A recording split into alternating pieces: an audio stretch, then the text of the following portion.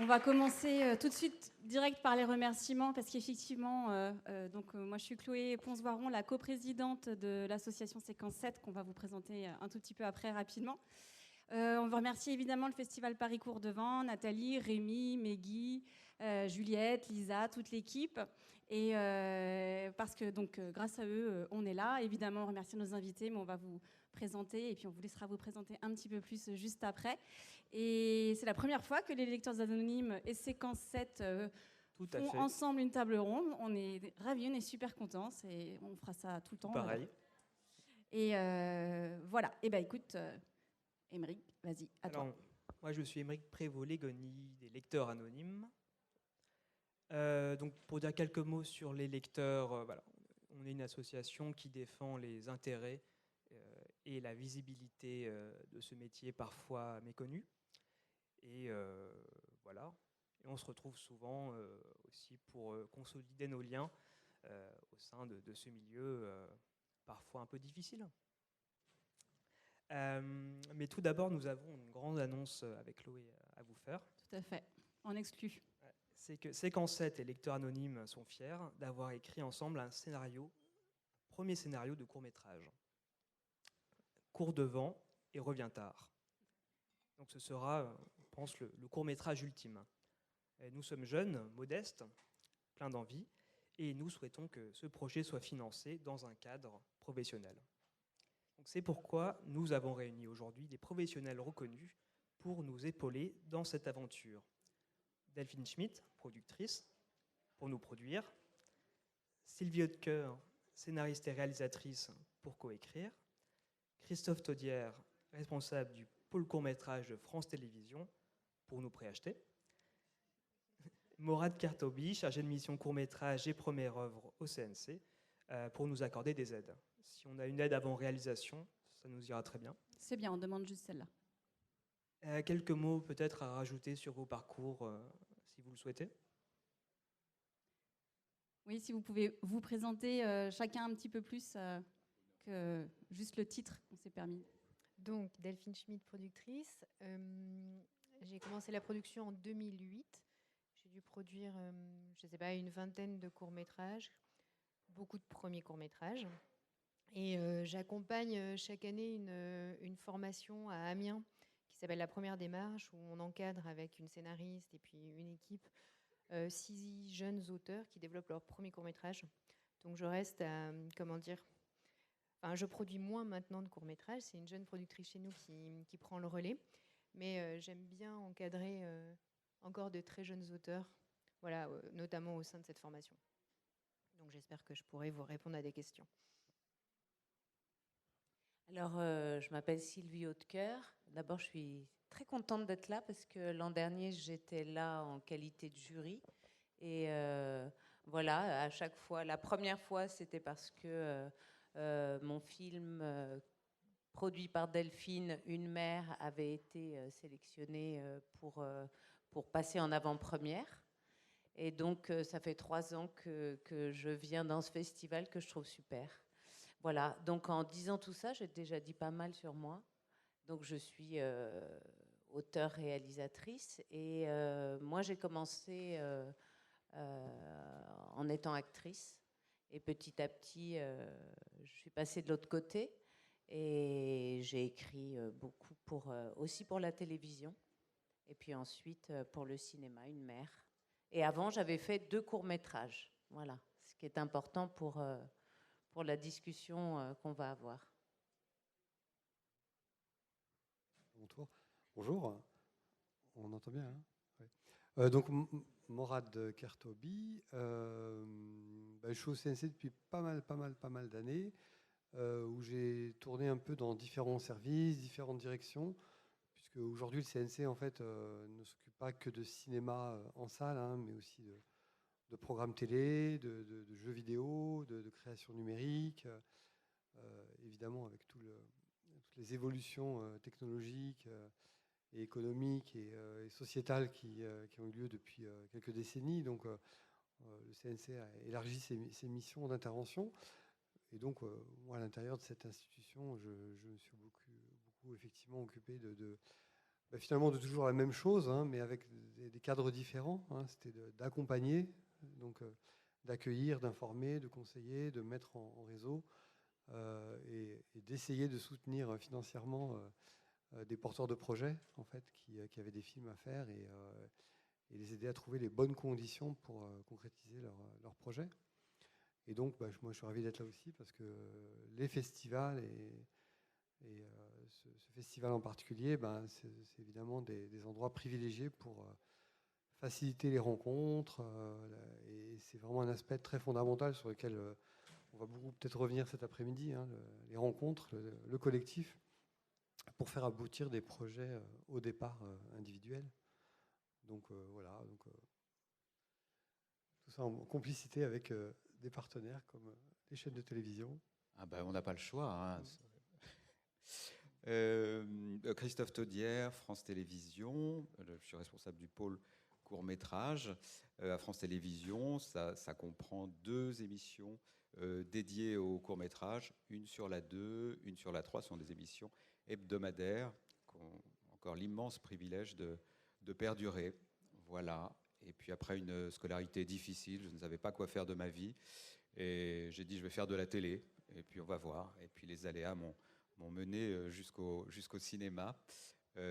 Mais trêve de baliverne, à la base, j'étais cinéphile. Et je me suis dirigé dans les médias pour travailler dans les métiers du cinéma. Et puis, depuis quelques petites années, je suis dans le court-métrage et je suis ravi d'accompagner des jeunes talents parce que ça reste toujours exaltant et rafraîchissant. Voilà. Merci beaucoup. Alors, donc ça y est, nos partenaires, on a réussi à les réunir au même endroit. C'est machiavélique, mais nous sommes très forts, Émeric. Nous sommes donc prêts à sauter le pas, réaliser notre court-métrage. Alors, mais dès à présent, des tas de questions se posent. Faut-il dès à présent développer des stratégies d'écriture pour pouvoir toucher les partenaires ?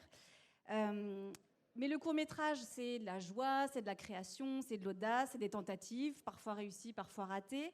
Mais c'est aussi un marché et qui est concurrentiel de plus en plus. Alors, il faut parvenir à se distinguer dans ce marché-là. Et comment peut-on garder notre singularité, notre personnalité, tout en espérant être financé ? Et c'est toutes ces choses-là dont on va parler. Et donc, la première question qui nous vient, c'est déjà, à cette étape, on a écrit un scénario. À quel moment est-ce qu'on sait que ce scénario est présentable à une prod, à un financeur ? À quel moment on se dit que c'est bon, on peut passer le cap de son bureau ? Ça y est, on sent prêt. Comment on fait ? Selon vous, alors peut-être déjà, première étape, sans doute, ce sera que vous nous puissiez nous répondre, Delphine et Sylvie, sur, selon vous, à quel moment on peut se dire ça y est ? C'est pas évident comme question. Dans la formation que j'accompagne, on développe un court-métrage les gens pendant 1 an avec l'idée d'avoir un scénario suffisamment abouti pour être présenté à des professionnels. Souvent, ils travaillent encore 6 mois après qu'on ait fini la formation, donc il faut compter 1 an et demi d'écriture.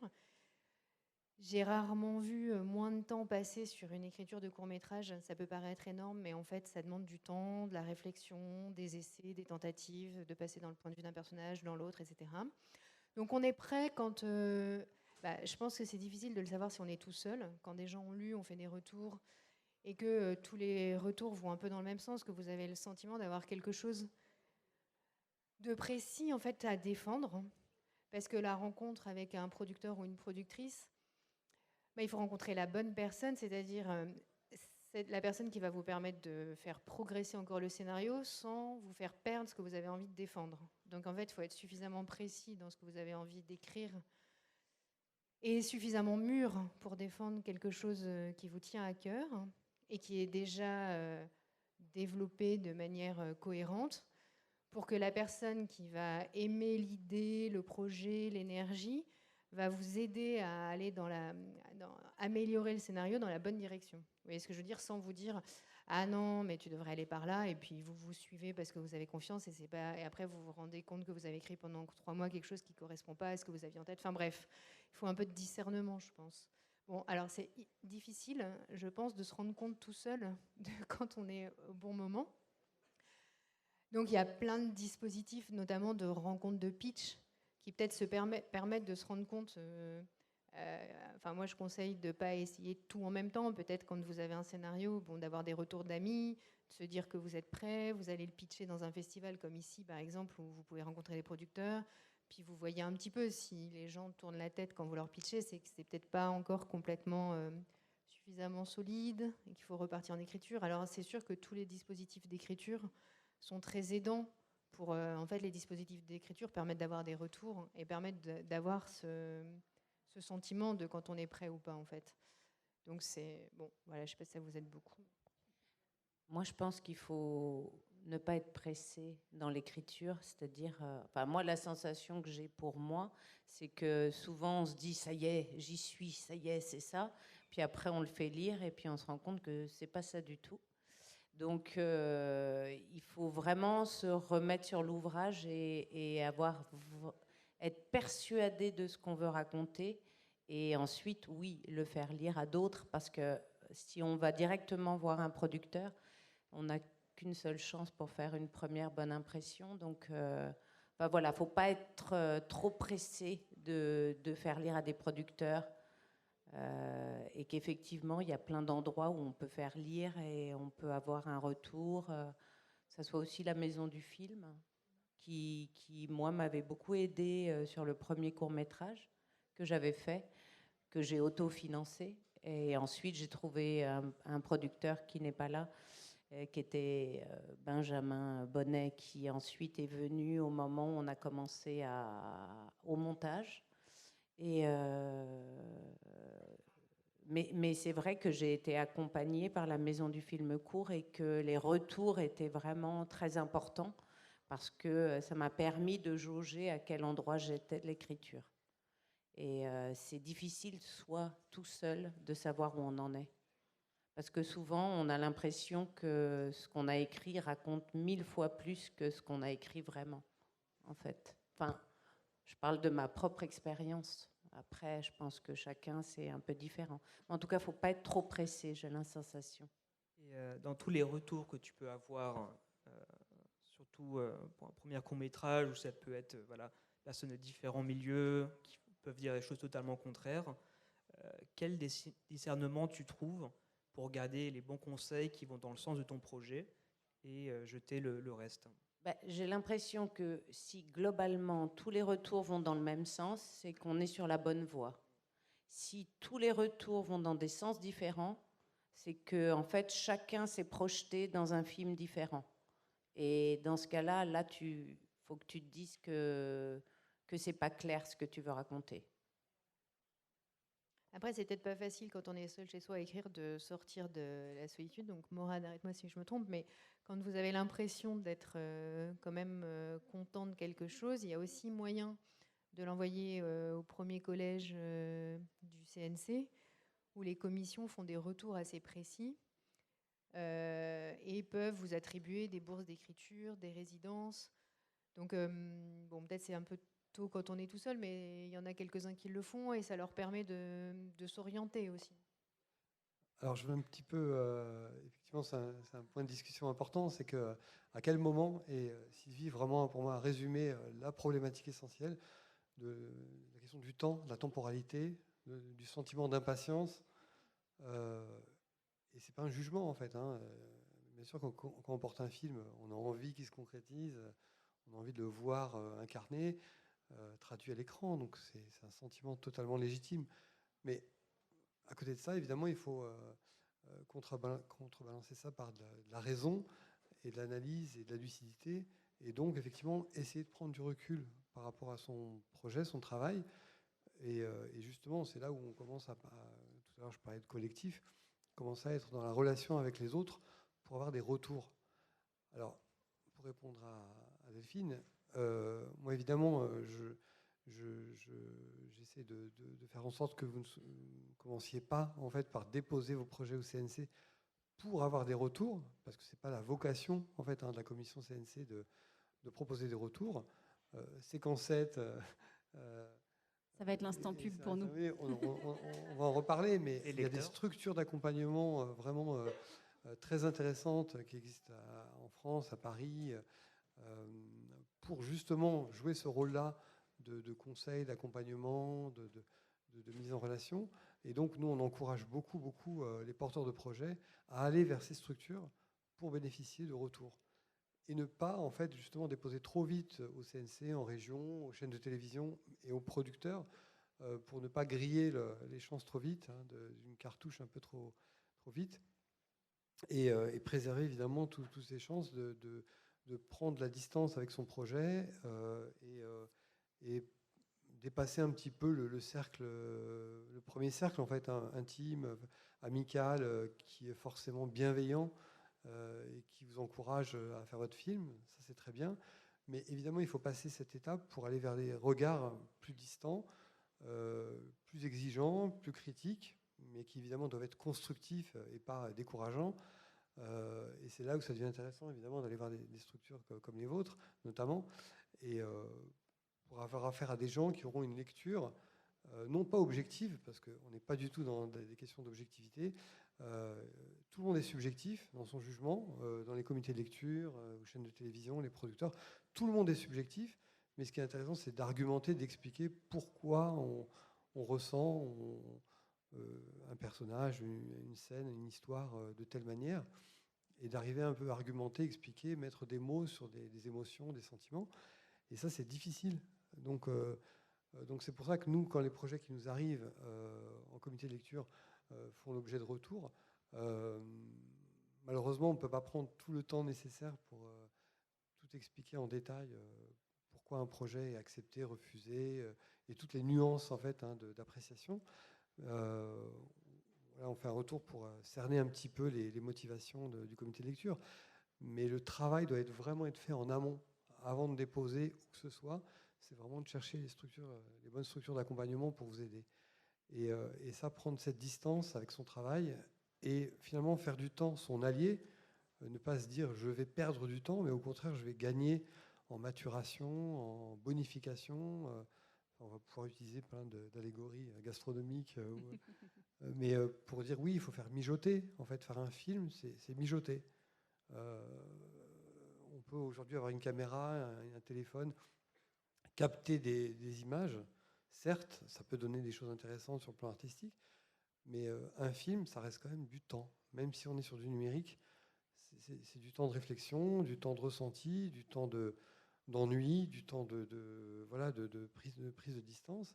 Et si d'emblée, on n'a pas envie de prendre ce temps-là, ben, on a le droit évidemment, hein, de faire ce qu'on veut et de faire les films qu'on veut comme on le souhaite. Mais je pense qu'il faut s'épargner, en fait, hein, des déceptions, d'aller voir des producteurs, des chaînes de télé, des institutions, des fonds d'aide, si on arrive à faire ces films tout seul. Donc encore une fois, là, c'est très respectable de faire ces films tout seul, c'est pas du jugement. Mais si on va voir les autres, en fait, il faut y aller avec vraiment une démarche de se dire, il faut que je m'attende à avoir des retours qui peuvent être un peu durs, mais qui, j'espère, seront constructifs, et qu'il va falloir se retrousser les manches pour travailler, retravailler, retravailler, et si possible, progresser et aller vers l'objectif que le dossier artistique, hein, que le scénario sera conforme, en fait, aux intentions de départ. Du coup, Émeric, est-ce que c'est pas le moment de présenter nos assos ? C'est pas le moment de présenter un peu nos assos quand même, un peu mieux. Un peu Parce que, mieux. ouais, j'ai pas trop présenté Séquence 7. Si, je pense, ouais, il faut. C'est le moment. Allez-y. Hein, on y est. Bah, Instant je te pub. laisse, Séquence 7, c'est une association recommandée par le CNC de scénaristes émergents. Et l'objectif de Séquence 7, c'est de sortir les auteurs et les autrices de leur isolement, les scénaristes, et de les professionnaliser. Ça passe par le réseau, ça passe par des rencontres, ça passe par des ateliers de relecture notamment. Tous les mois, on a la BAC, la bourse au cours, où on envoie son court-métrage et on en reçoit 3. Et on fait 3 fiches de lecture et on reçoit 3 fiches de lecture sur son propre cours. On a des ateliers longs, des ateliers du week-end, des ateliers du jeudi. On a des apéros, bien sûr. On a des présences en festival où on pitch, où on fait des tables rondes, on fait des rencontres. On a des pitch et des prod dating avec nos partenaires de la FJPI. Enfin, tout ça, ça permet de se rencontrer, ça permet de faire avancer nos projets et ça fait... L'idée étant qu'une fois qu'on est, ça y est, sorti de la précarité des premières années, ça y est, on soit dans le grand bain et invité aux tables rondes pour expliquer à quel point notre parcours était formidable. Et voilà. Et chez Séquence 7, on a plein maintenant d'ex-séquences sétiens qui sont maintenant des professionnels ou en cours. Et je félicite Juliette du festival qui était séquence sétienne, qui a fait la bac plusieurs fois et qui maintenant a son court-métrage qui est sélectionné au César. Vous voyez, donc ça vaut le coup de participer à séquence 7. Vas-y, fais mieux. Ça, c'est de la présentation. Alors moi, je ne dirais rien de plus qu'on a de magnifiques flyers à l'entrée. Non, voilà, pour dire 2 mots sur Lecteurs Anonymes, en fait, nous, on accueille avec plaisir les lecteurs et lectrices, les consultants également, qui ont déjà une expérience professionnelle, c'est-à-dire une expérience de lecture rémunérée par un producteur, une chaîne de télévision ou autre commission. Voilà, un petit mot aussi sur le travail de lecteur, qui est effectivement pas toujours bien perçu,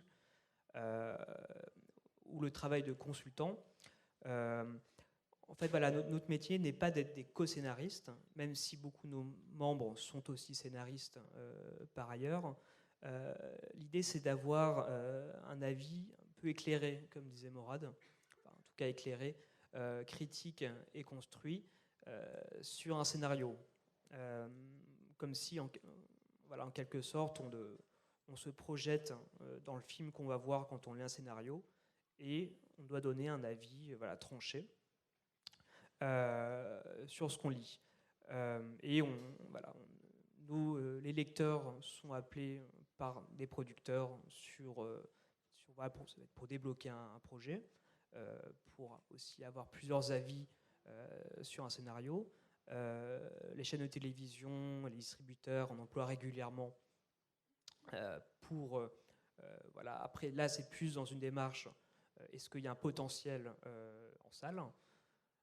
Et voilà à peu près ce que je peux dire.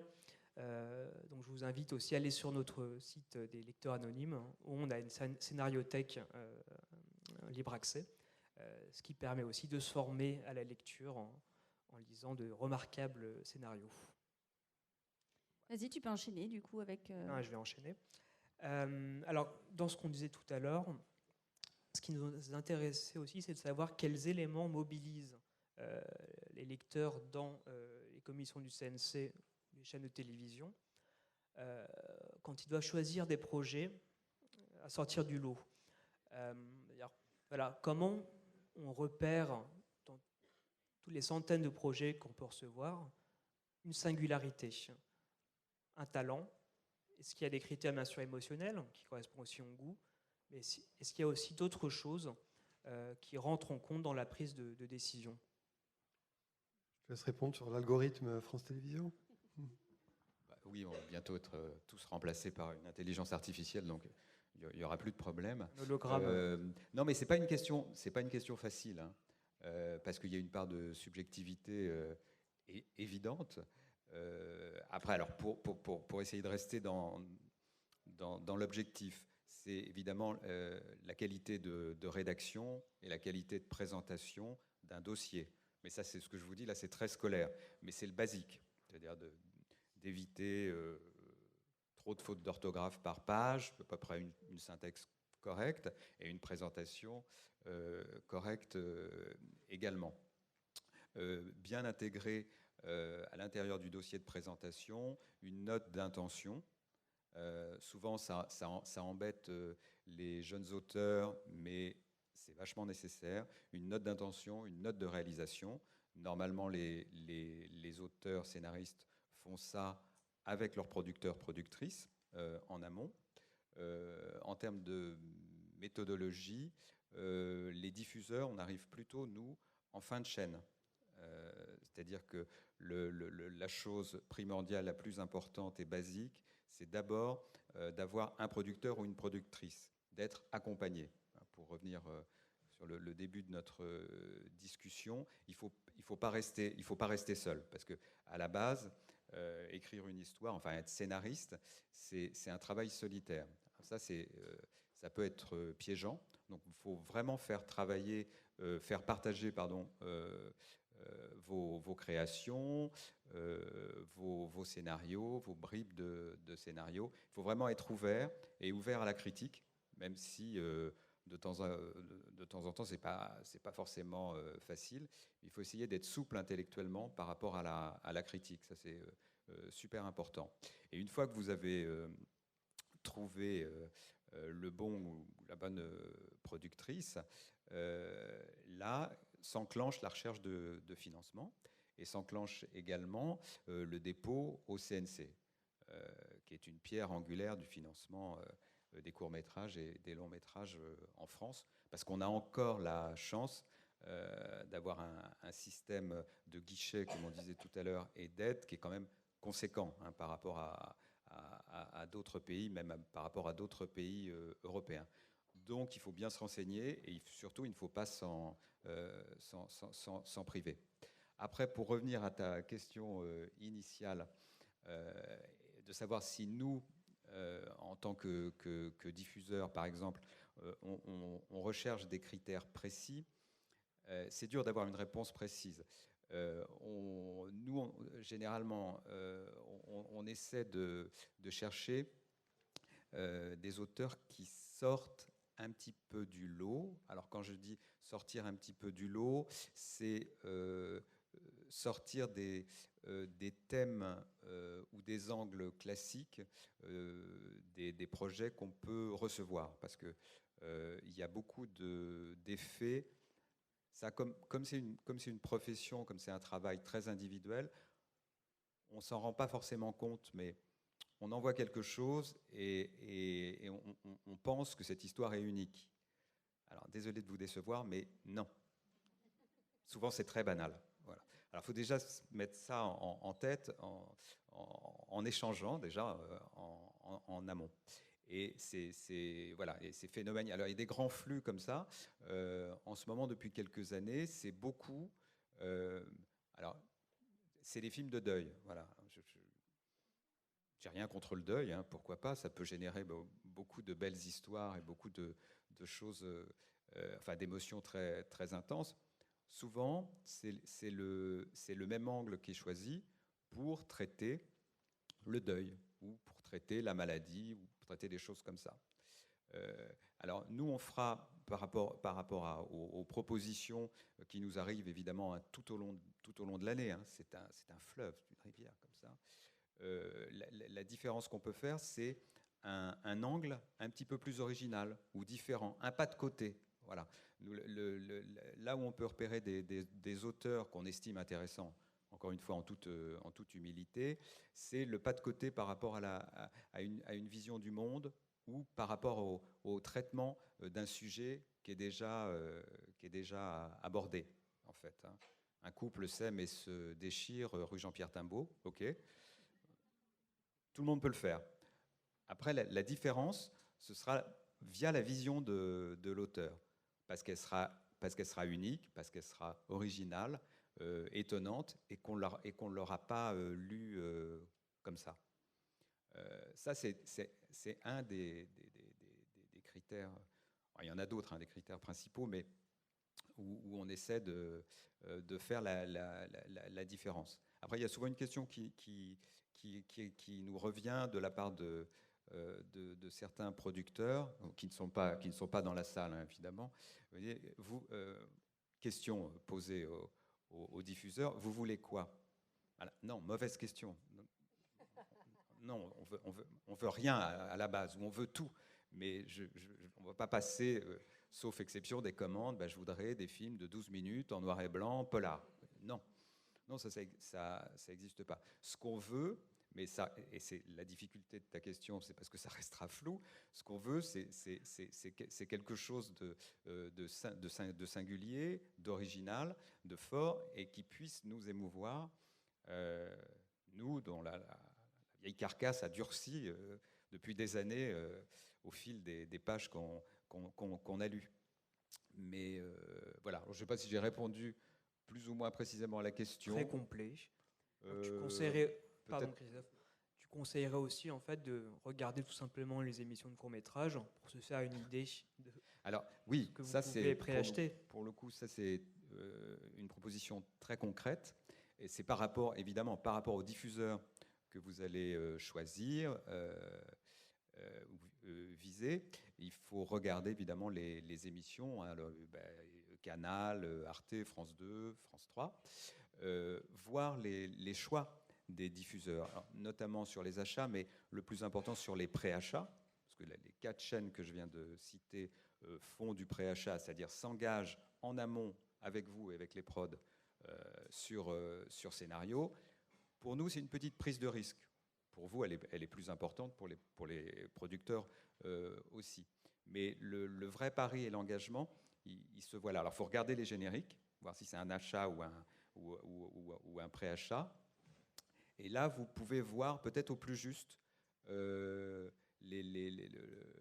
choix, le choix final qu'on peut faire au-delà des lignes éditoriales qu'on peut vous délivrer.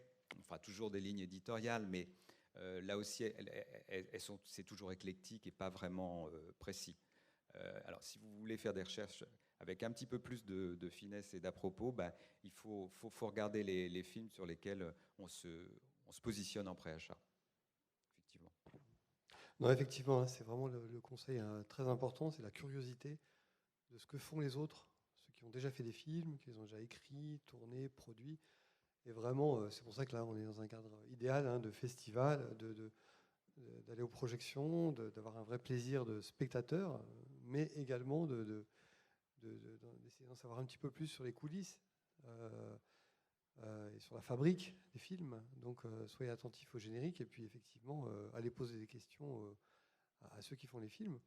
Nous, effectivement, concrètement aussi, comme service qu'on peut vous rendre, c'est sur le site du CNC, c'est de vous donner accès en fait à la scénariothèque. C'est une banque de scénarios en ligne de films aidés. Donc c'est une manière pour nous de répondre, de communiquer sur quels films sont soutenus par le CNC. Ben voilà, on est transparent là-dessus.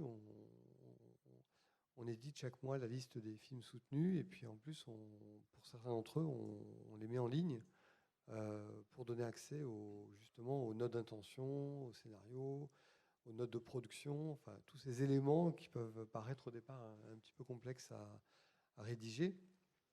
Et donc, il ne s'agit pas évidemment de copier-coller, de trouver des recettes de cuisine, mais en tout cas des sources d'inspiration qui vous aident en fait à trouver votre propre voie, votre propre singularité sur votre projet. Et donc voilà, c'est pour ça qu'on travaille aussi beaucoup avec les festivals pour justement...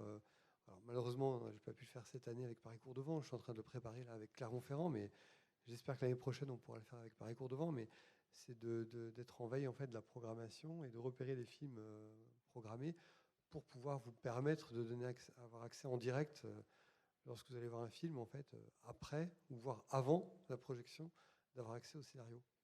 Et ce qui vraiment vous permet d'avoir de manière très immédiate et très rapide cette problématique de réfléchir à comment est-ce qu'on passe de la lecture, de l'écrit à l'écran. Qu'est-ce qui se passe en fait entre ce qu'on écrit et ce qu'on voit à l'écran et toutes ces étapes de développement artistique, de pourquoi le personnage que j'imaginais en lisant est incarné de cette manière-là et de manière très fidèle ou au contraire très différente de ce que moi je projetais, de ce que Christophe projetait. C'est intéressant de discuter autour de ça, en fait, des histoires, des personnages, des dialogues, de la construction narrative. Et ça, c'est vraiment un exercice pédagogique très instructif, en fait, très intéressant à utiliser et qui vous aidera, en fait, pour vos propres projets. Donc, voilà, donc ça permet vraiment à moindre frais, en fait, vraiment d'apprendre à travailler sur son propre projet. C'est de s'intéresser au travail des autres. Ça sera l'autre conseil que je donnerai. Delphine, toi, comment tu fais du coup la question, on a rebondi sur toi, parce que c'est une autre étape. En général, c'est la première, la production. Et est-ce que c'est les mêmes, j'imagine, conseils? Est-ce que tu fonctionnes au coup de cœur? Parce que souvent, il y a une rencontre physique qu'il n'y a pas forcément avec France Télévisions et le CNC. Est-ce que ça compte autant que ce que tu lis, la personne qui te parle? Oui, tout à fait. On reçoit beaucoup de scénarios par mail. Je ne pense pas que dans tous ceux qu'on reçoit par mail, il y ait beaucoup de gens qu'on ait rencontrés. En fait, pour être honnête, les rencontres qu'on a faites sont plutôt en effet en festival, en séance de pitch. Bon, là, dans la salle, il y a une jeune autrice qu'on accompagne, Apolline, qu'on a rencontrée à 1000 visages, par exemple. Et moi, j'y étais même pas au pitch de 1000 visages. C'est Raphaël qui était là-bas, qui est rentré en disant « Ah, Apolline, elle est géniale !» Alors, on a rencontré Apolline. En fait, on a aimé Apolline. Après, quand même, il faut savoir qu'on va travailler ensemble plusieurs années. Et il faut quand même avoir envie, en fait, de voir la personne. C'est quand même quelque chose de simple, mais c'est important. Enfin, je pense, avec ces produits Sylvie, j'aime voir Sylvie aussi. Et nous aussi, on s'est rencontrés dans un festival. Dans un festival à Aubagne, qui est maintenant à Marseille. Et en fait, voilà, il y a quand même des coups de cœur, en effet. Enfin, c'est quand même des affinités, en fait. Mais il y a plein de producteurs et productrices, donc ça permet plein de rencontres. Et donc les choses, je pense, se font assez naturellement. Et il faut qu'elles se passent naturellement. Enfin, quand elles sont naturelles et évidentes, ça se passe bien. Donc oui, la rencontre, elle est importante. Quand on reçoit des scénarios, il y en a quand même quelques-uns qu'on retient. Donc en effet, comme l'a dit Christophe, nous aussi, on attache de l'importance à la présentation, à l'orthographe, à l'écriture. En fait, ça peut vous paraître peut-être bête aujourd'hui, ou je sais pas, mais en fait, c'est la base. En fait, le scénario, c'est quand même un travail d'écriture. Et c'est un travail de réflexion. Et si, quand on ouvre le scénario, il y a déjà 5 fautes, on se dit non, mais en fait, cette personne, elle sait pas. Enfin bon, je sais pas. Il y a quand même quelque chose d'important là. Puis c'est quand même un travail. Voilà, on a rencontré Apolline, on a lu son scénario, puis on a fait 1 heure et demie de retour. Et puis elle est partie, et puis elle a réécrit pendant 1 mois et demi, puis elle nous a renvoyé quelque chose qui avait bougé. Et là, on s'est dit, ah bah, c'est super, parce qu'en fait, il y a un dialogue. Donc on regarde aussi le dialogue qu'on crée avec les auteurs, si on s'entend, si on se comprend. Parce que si vous êtes avec un producteur qui vous fait des retours et que vous renvoyez la même chose avec une virgule qui a changé, en fait, ça va être compliqué, quoi. Donc, enfin voilà, l'idée, c'est que les deux parties, l'auteur comme le producteur, se fassent confiance mutuellement. Que l'auteur fasse confiance dans les retours qu'on va faire, qu'il n'ait pas l'impression que c'est pas les retours qu'il a envie d'entendre, enfin qu'il les prenne et qu'il les travaille et qu'il les utilise pour revenir vers nous avec une nouvelle version, et que nous, on ait confiance dans l'auteur, dans sa capacité à faire bouger son scénario, en fait. Et donc, quand c'est une dynamique comme ça qui fonctionne bien, c'est très joyeux, en fait, parce que je pense que tout le monde est content. Nous, on est content de voir le projet avancer. L'autrice est contente parce que elle se dit que les retours la font avancer. Enfin, je sais pas, il y a quelque chose de dynamique qui est chouette, et ça, c'est quand même l'essentiel de notre travail, enfin, sur toute la phase de développement. Donc oui, on fait attention aux gens qu'on rencontre. Et après, les critères sont en fait les mêmes que ceux qu'a décrit Christophe, c'est-à-dire que les histoires sont un peu toutes les mêmes, hein, mais elles sont traitées de manière différente, avec des tempéraments différents, on sent une énergie.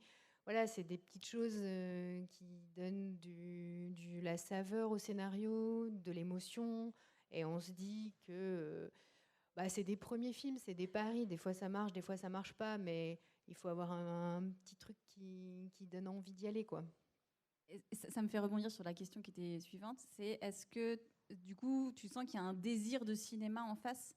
C'est pas juste j'ai besoin de raconter ma petite histoire, mais qu'il y a quelque chose d'un peu plus fort que de juste raconter son histoire, qui est souvent d'ailleurs une histoire personnelle quand il s'agit d'un premier. Je rajouterai, pardon.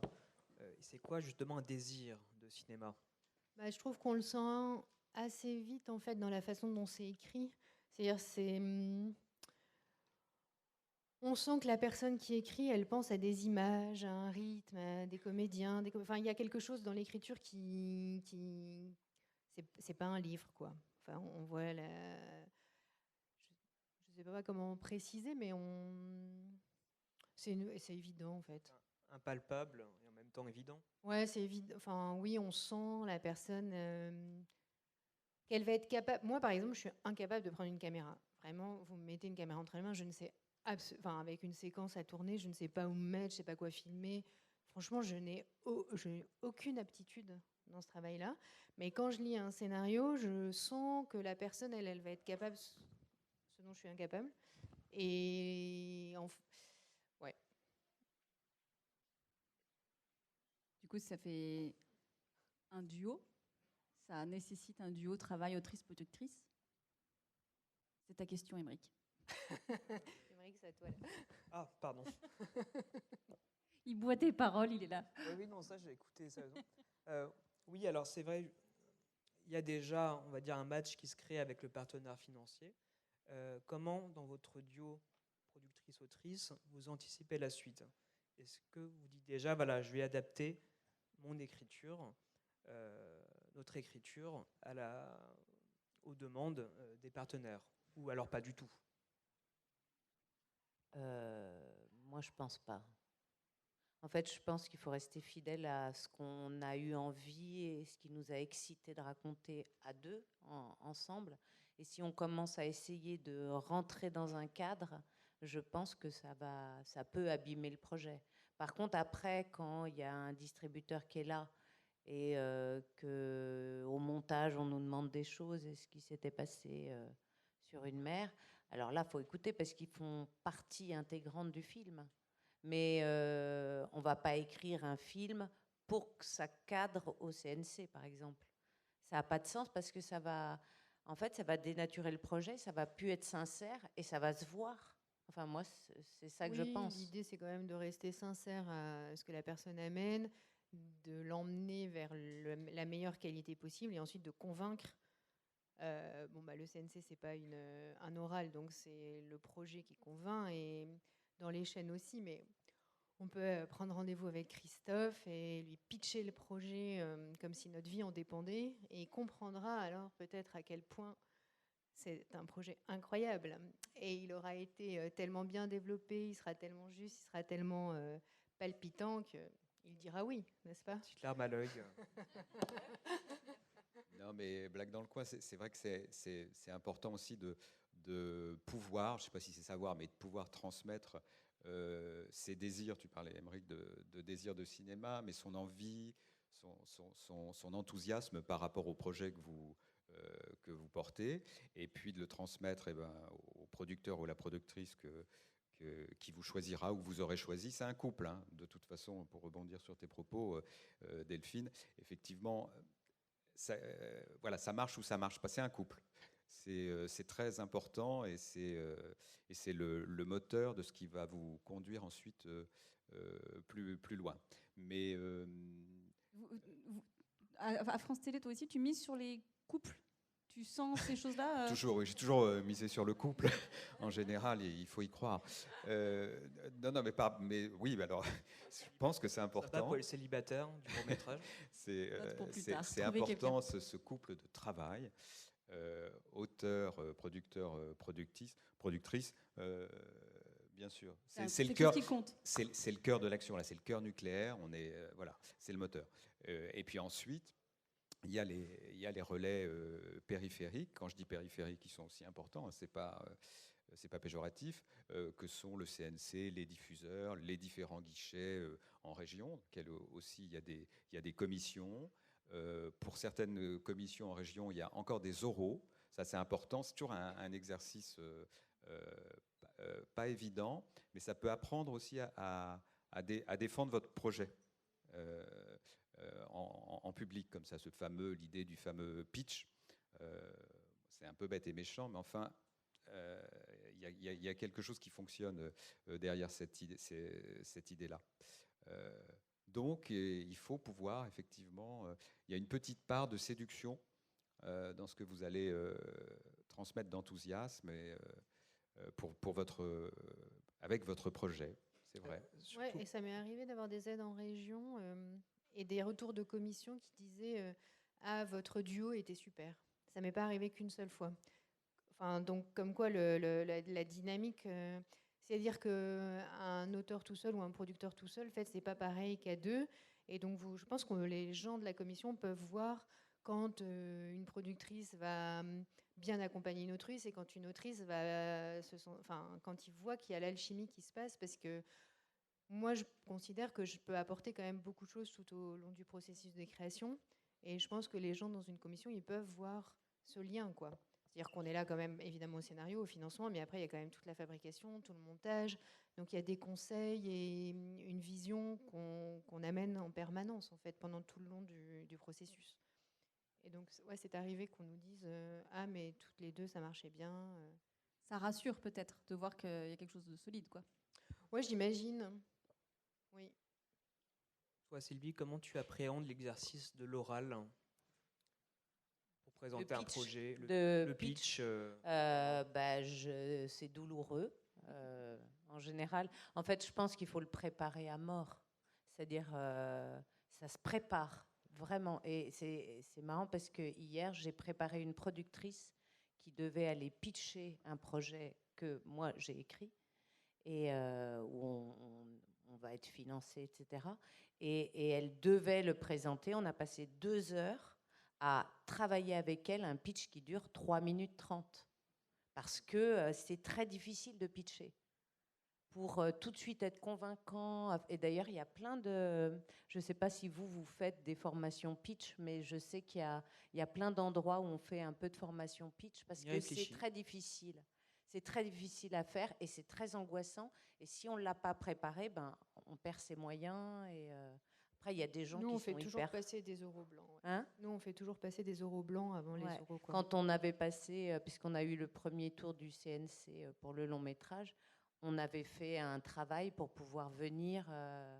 On l'avait fait, on avait répété. Elle m'avait fait répéter avec d'autres producteurs qui venaient me poser des questions. Enfin voilà, pour que ça nous mette dans un. Voilà, savoir qu'on peut répondre à des questions et puis de se préparer psychologiquement au truc. Je trouve ça difficile en fait. Puis en plus, il faut un peu préparer les auteurs. Il faut leur dire arrête de dire voilà. On les frappe un peu. On dit de se coiffer correctement, tout ça. Et Morad, si je ne me trompe pas, il me semble que maintenant à l'avance, avant réalisation, il y a des pitchs vidéo qui sont demandés, alors c'est pas encore de manière obligatoire, mais fortement incités dans le dossier. Ils sont proposés, oui, mais ce n'est pas une obligation, parce que c'est effectivement un exercice difficile, donc il ne faut pas que ce soit contre-productif. Il faut que l'auteur soit à l'aise et surtout ressente qu'il y a un besoin effectivement d'exprimer oralement quelque chose qu'il a peut-être du mal à exprimer par l'écrit. Il faut vraiment qu'il y ait une complémentarité en fait, et pas, que ce soit pas juste un exercice de séduction commerciale ou je ne sais quoi, avec des phrases clichés. Non, c'est vraiment à bannir. Il faut vraiment, c'est difficile, mais faire en sorte qu'effectivement on fasse passer quelque chose par l'expression orale de la sensibilité, du point de vue. Voilà, et puis qui complète vraiment ce qu'on peut lire dans le scénario et que c'est un peu du entre les lignes en fait. Est-ce qu'un excellent oral peut disons, se suppléer à un scénario qui est plus bancal? Pas se suppléer, mais en tout cas, pas suppléer, mais en tout cas, oui, peut-être en tout cas évacuer peut-être des doutes ou confirmer un sentiment. Comme en plus les commissions sont évidemment des exercices collectifs, il y a des personnes qui diront ah oui, là ce qu'on entend dire, ça conforte l'impression qu'on a, le ressenti qu'on a, positif ou moins positif, mais en tout cas c'est un complément en fait, un outil complémentaire. Et si je peux me permettre aussi, le fait de pitcher son projet, ça nous aide à savoir ce qu'on veut raconter. Le fait de faire ce travail-là et de se dire en 1 minute, je vais pitcher mon projet, eh ben, on est obligé de savoir exactement ce qu'on veut raconter. Et parfois, ça aide même après à retravailler l'écriture. Enfin, je trouve que c'est intéressant comme démarche de dire, mais qu'est-ce que tu veux raconter ? Vas-y, fais-nous rêver, fais-moi kiffer en 1 minute en me disant qu'est-ce que tu veux raconter. Et ça, une fois que tu l'as bien, que c'est très clair dans ta tête, bah, tu peux repartir en écriture, je pense. Enfin, je sais pas, ça me vient comme ça là, mais je me dis. Et c'est pas forcément raconter tout du début à la fin, de manière détaillée, laborieuse, mais au contraire donner envie, en fait, éveiller la curiosité et susciter vraiment l'intérêt. La première minute qui est essentielle. Si on arrive à capter l'auditoire. Après, Il faut tenir les 5 autres minutes s'il y en a 5. mais ça, La première minute était géniale, les 4 autres ça étaient aide vraiment quand à même, hein. chier. Donc, bon. Est-ce qu'il y a une autocensure quand on écrit? Est-ce qu'on on a des freins soi-même parce que on se dit ouh là là, ça c'est irréalisable, ou alors ou je ne suis pas légitime pour en parler, mon Dieu, qui suis-je? Quels sont tous les freins et toutes les les autocensures? freins, c'est nos névroses, je pense. Et alors ça, c'est des gros freins, et donc il faut aller s'allonger. Est-ce qu'un psy est un bon co-auteur? Non, mais c'est vrai. Les producteurs font un peu psy, du coup. Ouais, d'accord, c'est ça. Non, mais c'est vrai parce qu'on est bloqué, il y a des choses qu'on ne voit pas. Parfois, on ne sait pas ce qu'on veut raconter. S'il n'y a pas quelqu'un en face qui met le doigt sur un truc un peu désagréable, d'ailleurs, Ouais, moi je pense qu'on a beaucoup de freins. Enfin, en tout cas, moi j'en ai. C'est pour ça que je vous dis que c'est une relation de confiance, parce qu'en fait, c'est assez douloureux, en effet. Enfin, quand on travaillait sur le long terme, là, quand on a fait le 2e film de César, il écrivait un film qui se passait en Belgique pendant 2 ans et demi. Tous les 3 mois, il nous envoyait un truc qui n'allait pas, et puis j'ai fini par lui dire non, mais en fait, il faudrait que ça se passe au Mexique. Et je pense qu'il n'avait pas du tout envie d'entendre ça. Et il y allait, et on a fait le film. Mais bon, voilà, c'est des choses, on est obligé de nous de le dire. Donc voilà, il faut se sentir en confiance pour. C'est vrai qu'une souvent des remarques négatives qui reviennent par les comités de lecture, c'est ah, ça tourne autour du pot. C'est-à-dire que ça n'affronte pas le sujet, ça n'ose pas, et donc on tourne. Et un court-métrage, justement, il y a toute cette problématique de la durée qui fait qu'il ne faut pas non plus trop s'attarder à prendre des chemins de traverse et évoquer les choses à distance comme ça. Donc il faut vraiment arriver et le rôle justement des accompagnateurs, hein, producteurs, co-scénaristes, etc., c'est d'aider à tirer vers bah, vas-y, qu'est-ce que tu veux raconter, quoi. Et ça, ça peut être difficile, effectivement, à titre personnel, hein, bah, évidemment, de déshabiller, d'y aller, quoi. Mais oui, cette scène qui revient sans cesse où ta mère est nue, qu'est-ce que tu veux vraiment dire? Ok. Et parfois, ce qui est troublant, c'est que bon, c'est un cas d'école, hein. La note d'intention ne correspond pas au scénario. Et on lit une note d'intention et ah ouais, pas mal, belles idées. Et on relit le scénario, mais ça ne parle pas du tout de ça, ou ça passe à côté de son sujet. Alors je me permets ça parce que c'est super, voilà, c'est très important pour rebondir sur les propos qui viennent d'être tenus, de savoir mais qu'est-ce que vous voulez raconter, qu'est-ce que vous voulez dire au plus profond. Et alors, c'est de la pâte, c'est de la matière intime, hein. C'est pour ça qu'il faut être dans une relation de confiance avec ses producteurs, parce que, mais c'est normal, c'est de la création, donc c'est fragile et c'est de l'intime. Et c'est pour ça que c'est long, parce que souvent, quand on commence à raconter une histoire, on ne sait pas ce qu'on veut raconter. On imagine qu'on veut raconter ça, mais en fait, c'est pas du tout ça qu'on veut raconter. C'est une autre chose qu'on cache. Et c'est pour ça que c'est long, l'écriture. Enfin, l'écriture, quand on a vraiment quelque chose de très sensible à raconter. Mais c'est long parce que c'est très, très intime, ça va chercher loin. Et donc, au départ, on se dit « Oh, je veux raconter ça ». Mais en fait, c'est pas du tout ça. C'est parce que derrière, sur le côté, c'est ça qu'on veut raconter. Mais on ne l'a pas exprimé et on a du mal à l'exprimer. Et Christophe fait une remarque, alors qu'il arrive un peu plus en bout de course quand on est censé envoyer des scénarios en lien avec leur note d'intention, où on sait déjà ce qu'on veut raconter.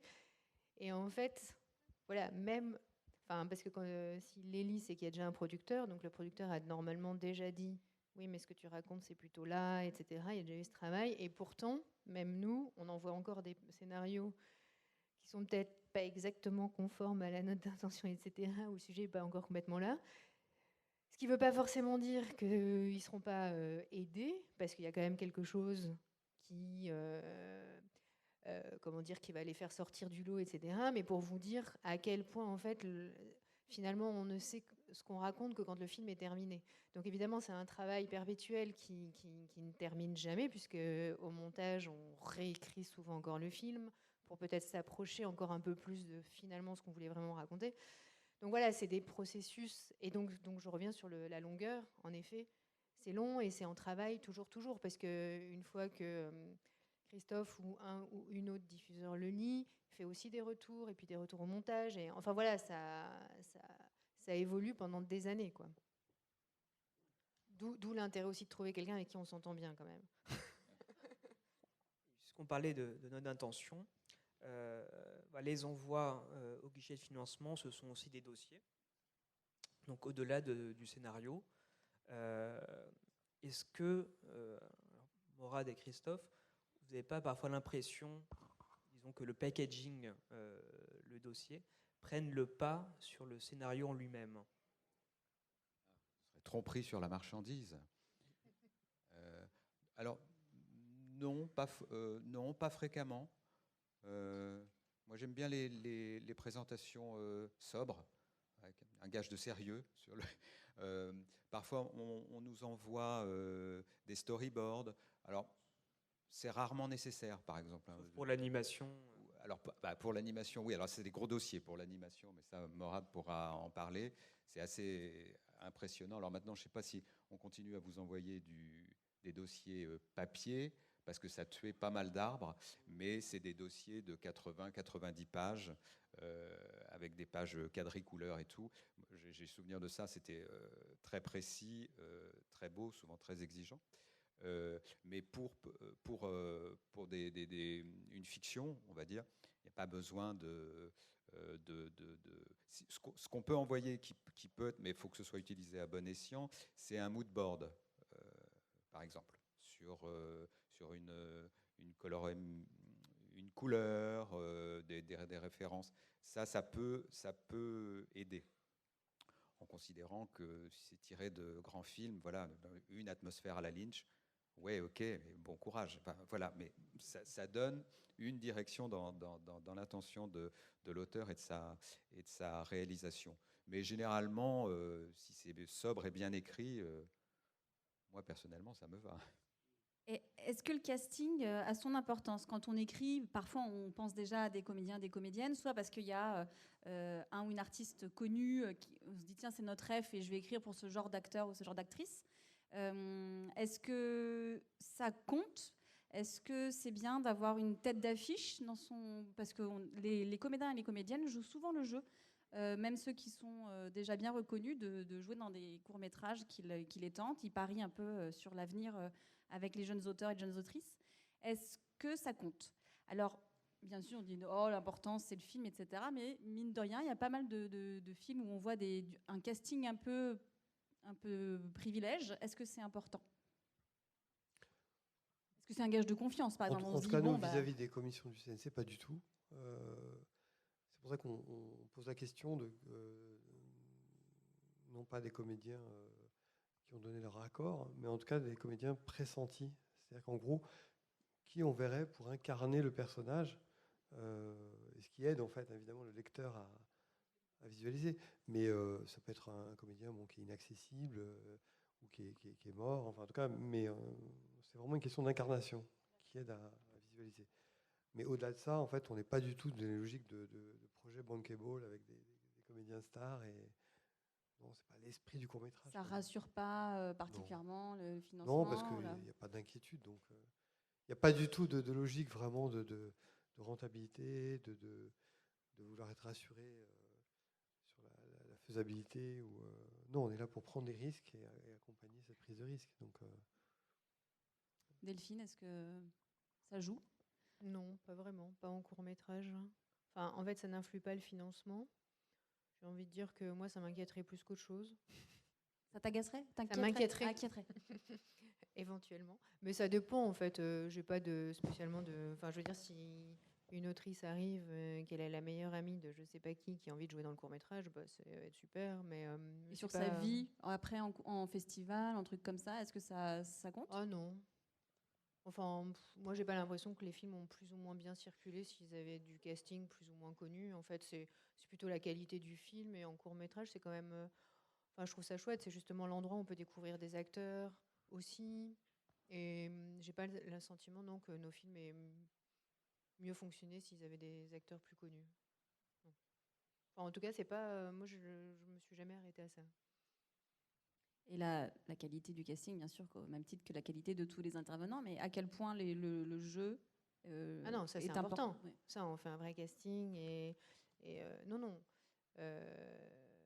Mais je veux dire, il n'y a pas que les acteurs connus qui jouent bien. Donc, on peut faire des castings. Ils sont connus tout de suite. Ils sont nés. Ouais, mais les acteurs connus qui jouent mal. Hein. Et des acteurs connus qui jouent mal. On dira pas qui. Non, mais là, un des derniers films que j'ai produit, on a casté des jeunes du TNS, par exemple. C'était chouette, du Théâtre National de Strasbourg. Voilà, enfin, il y a plein de possibilités, quoi. Donc, non. Et puis souvent, je pense qu'en court-métrage, c'est quand même rare qu'on reçoive les scénarios avec un casting, acté, à part, comme dit Morad, des idées pour donner quel type de comédien, quel type de comédienne, dans quelle tonalité on est. Et après, justement, c'est super chouette de faire le casting, de jouer ce jeu-là. Et sur un court-métrage, ça peut prendre un mois et demi. Enfin, ça peut être long en fonction des rôles à caster. Il y a des directrices de casting qui sont super, qui restent très ouvertes justement à faire ce travail. Non, c'est chouette. Et Sylvie, toi, tu sais, quand que tu écris, tu penses à des gens? Pour une mère, je pensais à Karine Viard, sans savoir si elle dirait oui. Mais c'est vrai que très vite, ce que je disais à Delphine, je pensais à elle. Et Delphine disait, mais on ne l'aura peut-être jamais. Je disais, tant pis, je vais continuer en pensant à elle.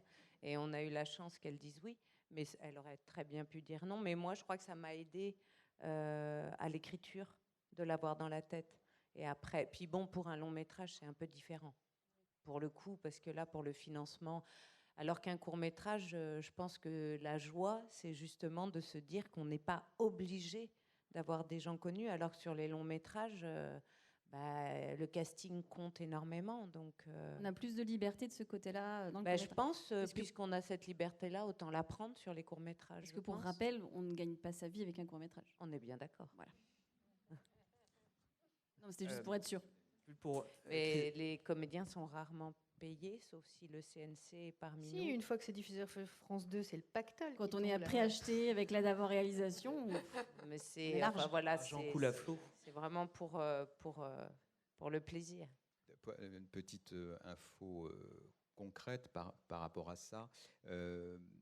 Parler effectivement de l'argent dans le court-métrage, c'est une économie de guichet, et essentiellement. Donc oui, désolé de vous décevoir, mais parce que vous étiez intéressé par l'argent. On ne gagne pas d'argent en réalisant des courts-métrages, ou alors des courts-métrages publicitaires, mais c'est autre chose. Néanmoins, pour les chaînes, je mets ma casquette de diffuseur, il y a des droits d'auteur, ça c'est très important, à la minute, donc sur Canal, Arte et France Télévisions, en considérant que c'est fait au prorata de l'audience, donc que c'est côté France 2, France 3, où vous pourrez, petite pub, toucher les droits d'auteur les plus intéressants à la minute sur vos courts-métrages.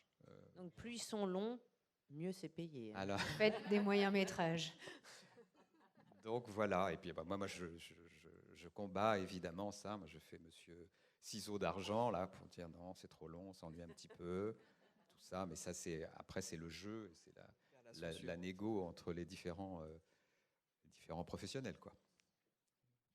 Est-ce que quand c'est le premier court-métrage, on peut avoir une chance d'être préacheté, d'être financé, ou est-ce que quand même il faut attendre le deuxième, le troisième pour montrer qu'on a déjà fait quelque chose et que notre CV compte?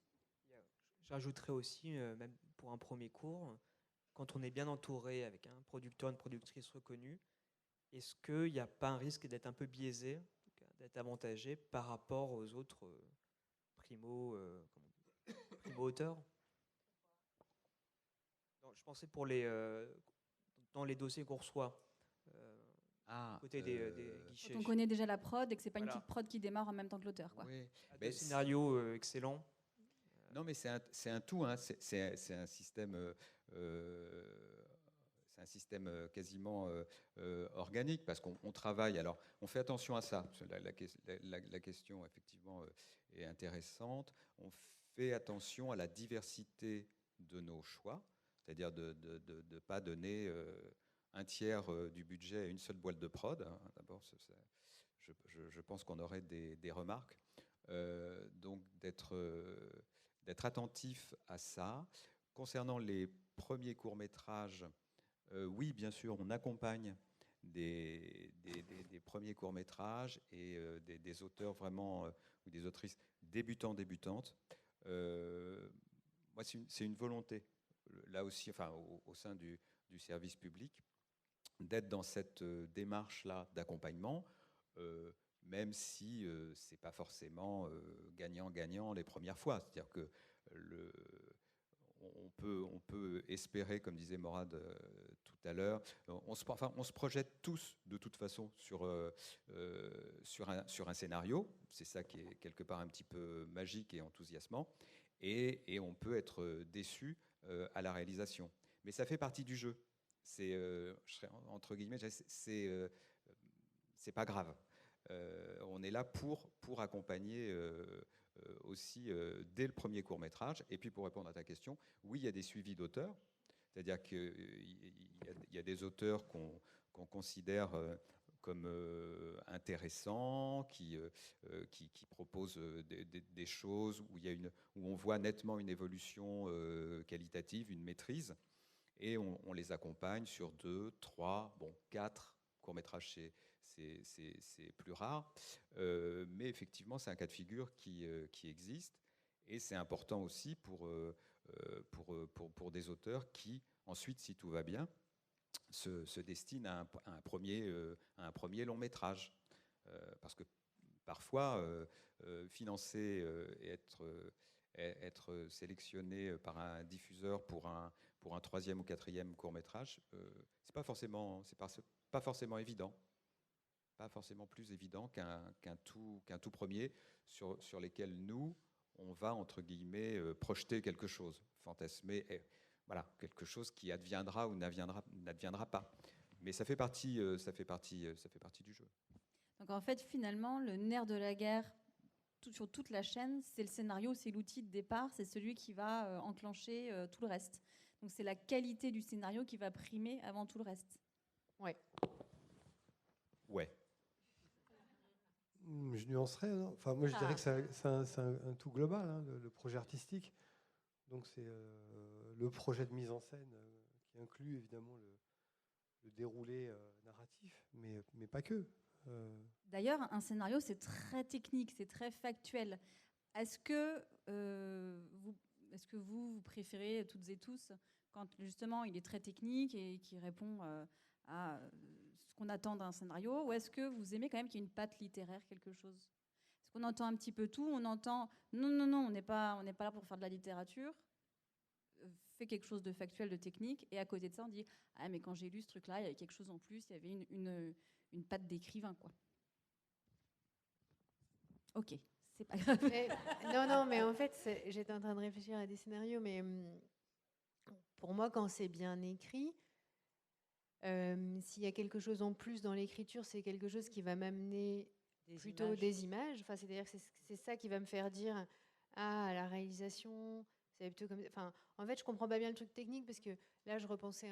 Alors, c'était un scénario de long métrage qui a vraiment eu tout, et dans les commissions, ils disaient ah, c'est magnifique, mais parce que voilà, quand on lisait, on voyait précisément se dessiner le parcours de ce personnage dans une intimité. On était déjà dans le détail de l'évolution de ce personnage, de manière tellement juste, tellement intime, tellement fin que voilà, les gens trouvaient ça bien écrit, mais je ne pense pas un instant que l'autrice avait une patte spécialement littéraire. Je pense que c'était finement écrit. Dans ce qu'on suivait du personnage, quoi. Où les scénarios de Sylvie sont très écrits. À chaque fois, les gens nous disaient que c'était très à l'os, sans fioriture. Bon, bah, ça marchait aussi dans ce qu'on écrivait. Enfin, voilà. Après, s'il y a un scénario magnifiquement écrit de manière littéraire, mais que ça correspond à un film, je sais pas, dans l'ambiance qui va être qui va correspondre à l'ambiance qui est écrite, à la façon dont c'est écrit, bah, très bien, ça nous fait. Voilà, mais je sais pas s'il y a une règle littéraire, je pense pas que ça soit. Peut-être que tu sens une âme. En fait, quand on écrit, est-ce qu'il faut avoir une âme littéraire ou pas du tout? Non, mais le film, par exemple, sur Marguerite Duras, comment ça s'appelait, avec Swan Arlo, peut-être c'était écrit d'une manière très duracienne, mais bon, ça allait avec le projet, quoi. J'ai pas lu ce scénario, tu vois, mais peut-être qu'il y a peut-être que Jacques Dubarry, ça a été écrit de manière très romanesque, où on imaginait, tu vois. La plupart des scénaristes ne se sentent pas romanciers. Ça, c'est une autre chose. Être romancier, là, il faut une patte, il faut quelque chose. Voilà, on peut être scénariste sans avoir une patte. Enfin, l'important, c'est de faire partager ce qu'on a envie de voir après à l'image. Et si on arrive à le faire partager, tout va bien. Oui. Et puis là, j'ai lu le livre de Maria Larrea, qui est une autrice qui a fait La Fémis en même temps que Rebecca Zlotowski, donc ça fait un moment, qui a mis des années à vouloir faire son film, et finalement, elle a sorti le livre qui s'appelle Les gens de Bilbao naissent quelque part, je crois, qui est super, où elle raconte en fait que pendant 10 ans, elle a essayé d'écrire un film que les producteurs n'ont pas pris ou n'ont pas réussi à financer, etc., et qui parlait de sa vie. Donc là, elle retrace tout ce qu'elle a découvert dans sa vie personnelle. Et elle dit dans le livre que quand les gens lisaient son scénario, plein de gens lui disaient « Ah, mais tu devrais écrire un livre ». Et elle prenait ça comme une attaque, une insulte, tu vois, en disant « Mais non, mais moi, je vais faire un film ». Et puis le jour où elle s'est... Enfin, et après, quand il y a quand même, je sais plus, 5, 6, 7 personnes qui l'ont dit « Non, mais en fait, tu devrais écrire un livre » et qu'elle l'a écrit, là, je suis sûre, enfin, je lui souhaite que les gens vont acheter les droits du livre pour adapter le film. Enfin, il y a une sorte de, comment dire, d'évidence aussi de comment les choses doivent être écrites, par quel biais. Enfin, et cette évidence, elle n'est pas forcément évidente pour elle. En tout cas, elle le raconte dans le livre, comme c'était pas forcément évident pour elle que ça devait être un livre. Et au final, elle est contente, j'imagine, de l'avoir écrit. Enfin bref, voilà. Donc je sais pas. Je pense que c'est chacun peut avoir son style tant que ça correspond finalement au film ou que ça dégage quelque chose qui nous paraît nous évident quand on le lit, ça va. Je voulais aussi vous parler de la relation entre le duo productrice-autrice et les guichets de financement. Ce qu'on dit guichet, on pense souvent, voilà, ils sont là pour donner de l'argent, mais ce sont aussi des partenaires dans la création du film. Donc du côté des partenaires, comment on fait pour accompagner l'écriture sans pour autant être des co-auteurs ou des coproducteurs? Alors, Morad, est-ce que tu veux, par rapport au CNC, qui a un Nous, rôle effectivement, important ce qu'il faut que je précise également, c'est que là, on a essentiellement et uniquement parlé de l'aide sélective, en fait, avant réalisation, qui fonctionne sur l'expertise en fait, d'une commission composée de professionnels. Il y a d'autres mécanismes qu'on pourra peut-être aborder si on a le temps. Mais en tout cas, là, les membres de nos commissions donc, sont là avant tout pour exprimer un avis, une expertise sur un projet, mais peuvent aussi jouer un rôle d'accompagnateur, de tuteur, de rapporteur, voire plus. Il y a parfois des membres de commission qui, parce qu'ils sont producteurs et qu'ils apprécient le projet, décident de s'engager sur le projet. Après coup, évidemment, pour éviter les conflits d'intérêts, mais ou quand quelqu'un est scénariste, auteur, réalisateur, peut vraiment avoir envie de s'engager parce qu'il voit le projet, il a envie d'accompagner l'auteur. Et donc, on organise, nous, effectivement, cette mise en relation. On accompagne, en fait, cette mise en relation entre les membres de commission, les lecteurs et les porteurs de projet pour avancer, en fait, en écriture. Ou bien, on propose aussi, plus récemment, depuis quelques années, des coopérations, enfin des partenariats avec des résidences d'écriture qui accueillent en fait les auteurs qui bénéficient d'aide à la réécriture. Donc c'est aussi évidemment des opportunités intéressantes parce que ça permet à un auteur là aussi d'aller se mettre au vert pendant une semaine, 15 jours en Normandie, en Bretagne ou dans le Grand Est pour prendre du temps, couper avec son quotidien professionnel et engager une démarche comme ça d'écriture, de développement, de rencontres, de remise à plat d'un projet. Donc c'est des formules qui peuvent être intéressantes dans certains cas de figure. Bref, voilà, il y a tout un tas de possibilités en fait d'accompagnement à des échelles différentes. Et l'objectif, c'est d'enrichir l'auteur d'une expérience et évidemment espérer que le projet gagne en qualité, en aboutissement, mais sans garantie non plus que lors du réexamen, le projet emportera l'avis positif de la commission. Il n'y a pas d'engagement de notre part. C'est une seconde chance en fait qu'on attribue à des projets où il y a une hésitation, oui ou non, et c'est difficile. Enfin, c'est rare d'avoir des avis très tranchés, très binaires. On doit prendre une décision, donc parfois on hésite et à ce moment-là on donne une seconde chance pour permettre un réexamen du projet. Et donc il y a toute une... Donc c'est soit le PSR peut se représenter, soit l'aide à la réécriture qui là est une oui, aide financière. Ou un partenariat avec une résidence d'écriture. Oui. Du coup, le temps file court et peut-être qu'on va commencer à conclure, parce qu'après il y aura peut-être des questions dans la salle. Encore 20 minutes, à peu près. Encore 20 minutes? Ouais, 45, je crois, là. Ok. Je ne sais pas s'il y a des maîtres ou des maîtresses du temps qui peuvent nous faire signe si jamais. C'est bon, c'est 20 minutes? Ok, super. Vas-y. Non, vas-y. Oh là là. Et alors, pour les auteurs, autrices, par exemple toi Sylvie, comment tu reçois les avis des commissions, des chaînes de télévision, donc qui arrivent plus tardivement sur ton projet, qui peuvent avoir des avis tranchés. Toi, comment tu reçois ça en tant qu'autrice? Elle casse les assiettes. Comme un Je poignard dans vais le me cœur. suicider souvent. Non, alors d'abord, la première chose, moi, sur le long métrage, je peux parler que du long métrage, mais j'avais eu l'aide à l'écriture du CNC. Et donc, avec l'aide à l'écriture, on nous donne un avis. J'avais eu un petit peu tout ce qu'avait dit la commission sur le projet, et donc l'intérêt du projet, et aussi les manques. Et donc, j'avais trouvé ça très intéressant. D'abord parce que je l'avais eu, donc j'étais de bonne humeur. Donc Ça aide. j'étais de très bonne humeur pour pouvoir écouter les avis négatifs. Ce coup-ci, tu t'étais pas suicidée. Mais oui, non, mais globalement, je pense qu'il faut toujours se dire que les avis qu'on va nous donner sont constructifs. Il faut déjà penser comme ça, même si ça peut être douloureux. Et puis, souvent, le producteur est là pour faire tampon. Et puis, pour essayer parce que parfois, on ne comprend pas. C'est ça, là, on voit qu'il a écrit ces phrases, mais on ne les comprend pas. Donc, tout de suite, parce que souvent, l'émotionnel prend le pas sur la raison. Donc, en fait, il faut un tout petit peu de temps avant de... Comment garder la tête froide? Voilà, parce qu'on y met tellement de nous, on a tellement envie de plaire, parce que c'est ça qu'on veut, c'est quand même que notre projet y plaise. Alors quand il y a des avis négatifs, bah, c'est douloureux, bien sûr, mais les avis négatifs, alors il y en a, on peut les mettre de côté, mais il y en a certains où ça va nous faire réagir et prendre conscience des manquements qu'il y a dans le scénario.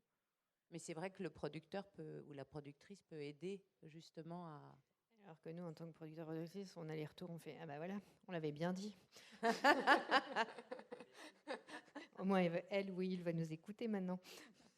Et du coup, il faut passer un diplôme de psychologie pour annoncer à ses auteurs les retours qu'on a eus en tant que prod ou Non, mais en fait, les retours, quand on est producteur, évidemment, ça fait pas plaisir non plus. Et on est solidaire de l'auteur, et puis bon, ça met un caillou dans la chaussure dans le mécanisme de production, c'est assez sûr.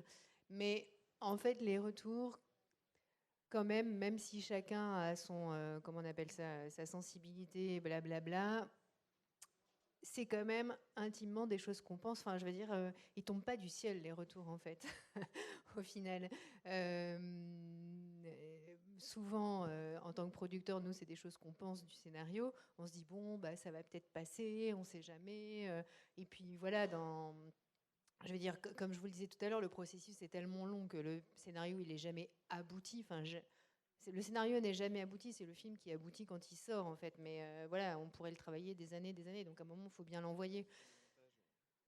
Non, le montage, à un moment, on se dit ça suffit.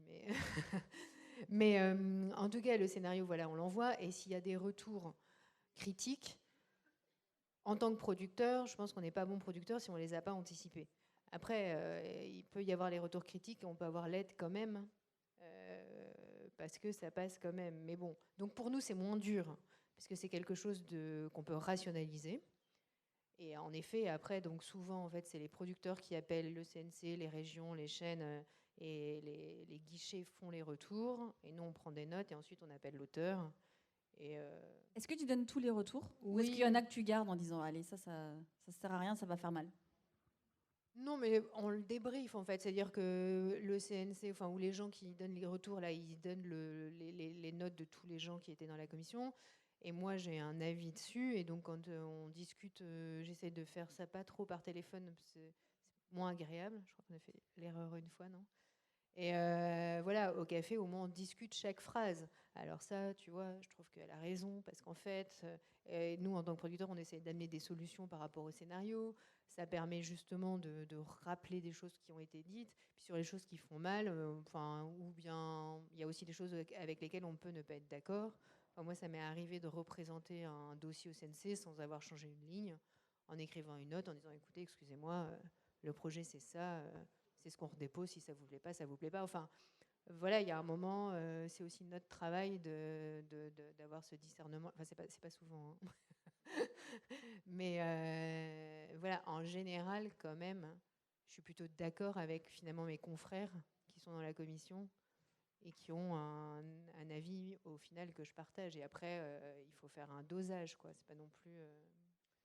Peut-être Christophe. Mais en fait, c'est plutôt pour moi constructif. C'est-à-dire les retours. Nous, en tout cas, on dit souvent, ah, on va envoyer dans une région, mais on ne va pas envoyer à tout le monde d'abord. Comme ça, on a des retours, on voit comment c'est perçu. Du coup, on pourra rediscuter avec l'auteur ou l'autrice, on va pouvoir réajuster le scénario. Ça laissera un petit peu de temps de décanter. Puis, vous savez, quand vous avez une deadline, d'un coup, vous vous mettez en ordre de bataille. Et alors, ça y est, on a une nouvelle version du scénario, une nouvelle note d'intention. On peut vous dire, mais réécris le synopsis, tout ça. Enfin, voilà, on prépare un dossier, quoi. Donc après, on dépose, tout le monde souffle un peu, se dit, ah, c'est bien, on est allé au bout d'un truc. Et puis là, on dit, bah, attendons les retours. Et puis on voit comment sont les retours. Et comme ça a permis de laisser un mois et demi pour souffler. On reçoit les retours. Bon, peut-être ils sont pas... admettons qu'ils sont négatifs, qu'on n'a pas eu l'aide. Mais les retours sont constructifs, il y en a pas mal. Du coup, on peut rediscuter. Puis on peut dire, bon, allez, dans un mois, il y a une nouvelle dépôt. On prend les retours, on retravaille. Voilà, ça crée un dynamisme qui est un peu long, hein, certes, des fois en fonction des commissions, mais qui est quand même intéressant et qui est bon à prendre, quoi. Enfin, en tout cas, nous, dans notre métier, on joue de ce rythme-là, en fait, évidemment, pour travailler, quoi. Peut-être Christophe, si tu as quelques mots dans le travail du préachat, quelle est ta relation avec les auteurs et les autrices? Très compliqué, forcément. Il y a des cris, des alors, est-ce que larmes. tu peux préciser ta question, c'est-à-dire Comment toi tu vois ton travail d'accompagnement des scénarios dans Ouais. le cadre d'un préachat? Alors, nous, comme je vous disais tout à l'heure, on arrive quand même globalement en bout de chaîne. Donc, on attend que le scénario soit déjà bien ficelé, bien établi, solide. Et on va se positionner sur celui-ci en préachat si on estime qu'il n'y a pas trop, justement, de réécriture à faire et pas trop de... parce que nous, on est aussi sur un facteur temps. On reçoit beaucoup de scénarios, on fait des achats, des préachats tout au long de l'année. Alors, on évalue aussi un scénario par rapport au temps qu'on va devoir passer à discuter avec l'auteur, l'autrice ou la productrice, le producteur, à faire réécrire, c'est peut-être un grand mot parce que ce sera jamais l'ensemble d'un scénario qui sera écrit. Pour nous, ça c'est trop de boulot et c'est pas le nôtre. Mais le plus souvent, préciser, comme on disait tout à l'heure, des intentions. Scénario, on l'a pas dit, mais c'est aussi alors.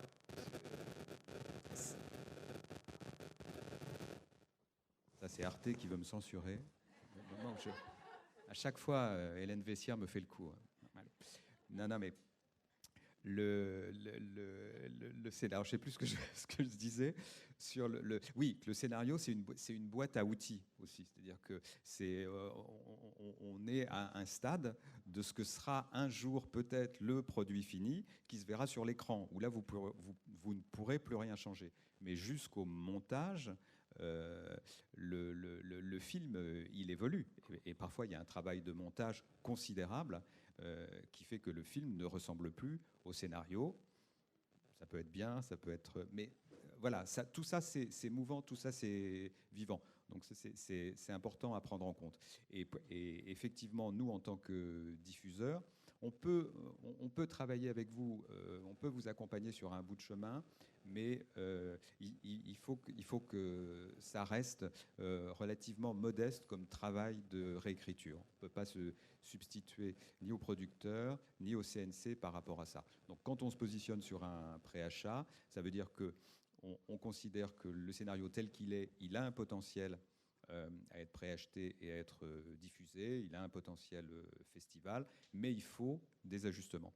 Et souvent, c'est dans l'idée de faire préciser à l'auteur ses intentions, ou d'être un petit peu plus clair, ou un petit peu plus concis, hein, quand on a compris l'idée, pour éviter le syndrome d'Eric, comme on disait il y a très longtemps, d'ouverture et de fermeture d'une portière de voiture. On a dit, ben oui, tu peux couper avant, hein, tout ça. Alors, ça, c'est au montage, mais au niveau du scénario, parfois, ça patine un peu. On est en France, on est gâté, donc la durée des scénarios, souvent, on nous propose des 25 minutes. Ils sont très bien, une fois réalisés, c'est très bien à 15, 16, 20 minutes. Voilà. Donc, et je ne parle pas des moyens métrages. Donc ça, c'est important aussi de le prendre en compte. C'est bien de se faire plaisir. Il faut, de toute façon, dans une première étape, ne absolument pas se censurer. Et ensuite, vous aurez suffisamment d'épreuves comme ça pour renier un tout petit peu, mais un tout petit peu vos ailes, parce que là, on est encore dans le court-métrage. Donc il reste une dimension de liberté qui est quand même importante et qui est bien à prendre. Parfois, je reçois des scénarios de courts-métrages qui sont déjà très raisonnables. Et je peste intérieurement parce que je dis, c'est dommage. C'est à ce moment-là qu'il faut être libre, c'est à ce moment-là qu'il faut se faire plaisir. Parce que quand on est dans la cour des grands et dans la cour des longs-métrages, on l'évoquait rapidement tout à l'heure, les financements sont plus importants, il y a du casting, il y a les distributeurs, il y a plein de choses. Ça, notre productrice ici, Delphine, pourrait mieux vous en parler que moi. C'est autre chose. Je ne sais pas si j'ai répondu à la question. Très bien répondu. Bon, d'accord. Je pense qu'on fait une dernière question. Non, on va clôturer pour pouvoir faire des questions-réponses. Si on fait un petit récap. Donc nous, notre film, évidemment, ça y est, on a le scénario. On va le faire relire. On l'a écrit ? On l'a écrit, bien sûr.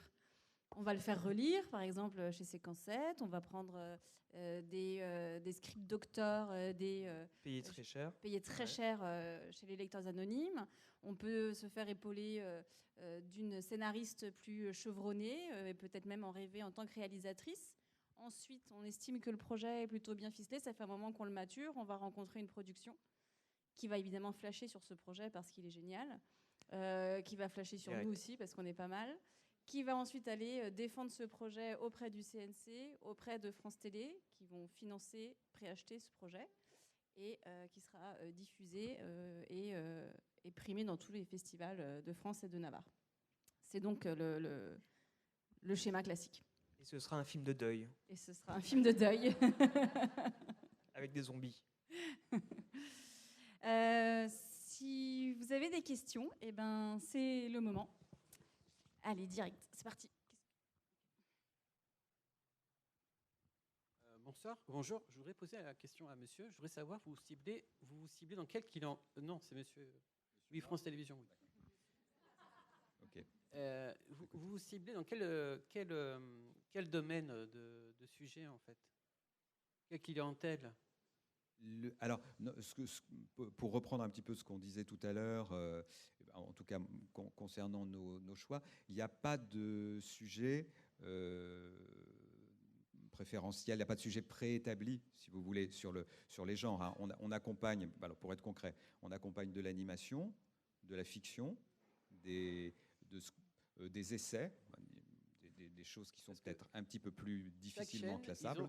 Chaque chaîne, ils ont une clientèle assez différente. Canal font plus du rap, R&B, polar, tandis que vous êtes sur un autre... Ah oui, si vous voulez, oui, en tant que chaîne de service public, on est assez éclectique.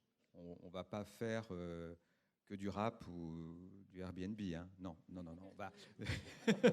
Voilà, on va faire des choses. Non, ça peut être de la fiction. La fiction, il y a tous les genres hein, dans la fiction. Quand je dis tous les genres, même des films de genre, même si ça, c'est pas facile à écrire et à réaliser. Non, on est assez large. Hein. C'est pas on essaie de ne pas être segmentant. Voilà, par rapport au genre et par rapport au type de scénario que vous pouvez envoyer. Merci.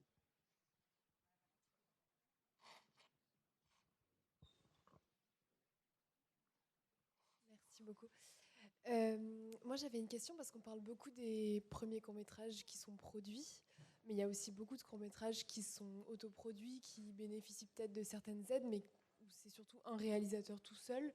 Est-ce que ces courts-métrages-là, ils ont autant de chance après quand ils veulent, par exemple, vendre leur film, enfin le faire acheter par des chaînes, par exemple France Télévisions ou autres? Est-ce qu'ils ont autant de chance que des courts-métrages qui arrivent avec un producteur et une plus grosse structure? Alors, c'est effectivement mieux d'arriver avec une structure. Hein. Avec une structure de production. Parfois, c'est des associations.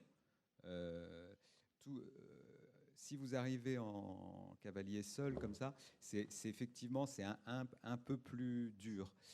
Après, on ne fait pas de préachat sans une structure de production.